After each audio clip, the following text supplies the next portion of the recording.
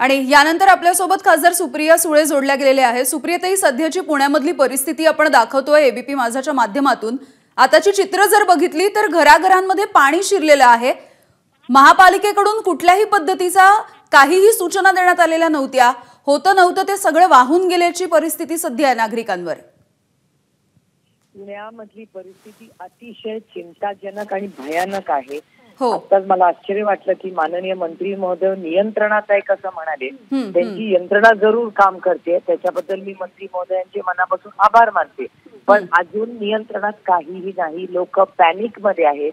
खायला प्यायला लोकांना आता काय नाही, लहान मुलं घरात आहेत।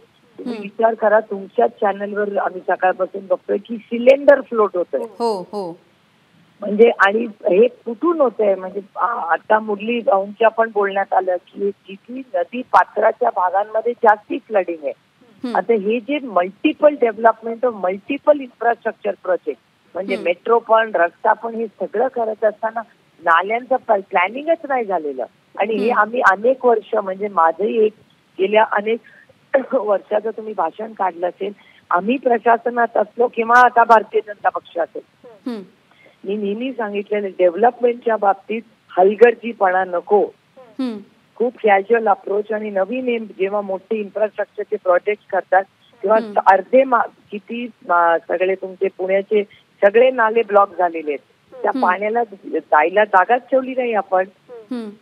त्याच्यामुळे प्रशासनाने हे जे केलेलं आहे त्याला पूर्णपणे गेले अनेक वर्ष जे मोठे इन्फ्रास्ट्रक्चरचे प्रोजेक्ट एकानंतर एक सुरू केलेत, त्याच्यामुळे हे सगळं झालेलं आहे। त्याच्यात सर्वसामान्य माणूस बरडला जातो।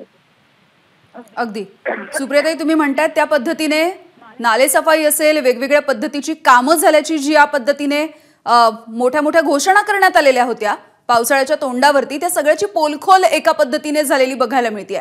खूप खूप धन्यवाद, तुम्ही बातचीत केलीत यासाठी।